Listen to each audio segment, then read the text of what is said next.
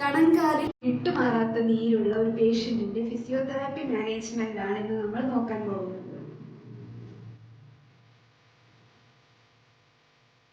ഈ നീര് പേഷ്യന്റിന് തുടങ്ങിയിട്ട് ഏകദേശം 2.5 വർഷത്തിലധികമായി.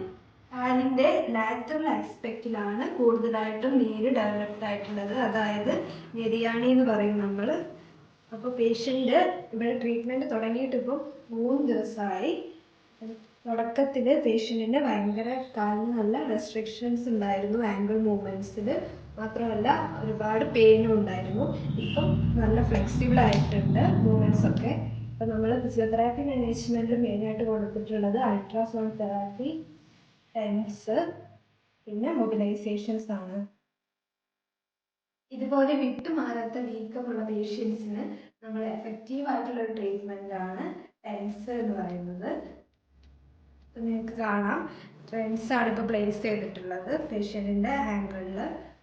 അപ്പോൾ നമുക്ക് ചെറിയ മൈന്യൂട്ട് ആയിട്ടുള്ള മസിൽ കൺട്രാക്ഷൻസ് കാണാൻ സാധിക്കുന്നുണ്ട്. ഇതുപോലുള്ള മസിൽ കൺട്രാക്ഷൻസ് കാരണം നീരുള്ള ഏരിയയിലെ സർക്കുലേഷൻ കൂടുകയും അതുവഴി നീര് ഡ്രെയിൻ ചെയ്തു പോവുകയും ചെയ്യുന്നു.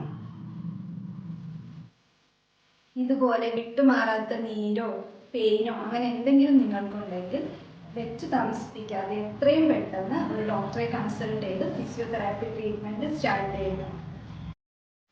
ഇതുപോലെ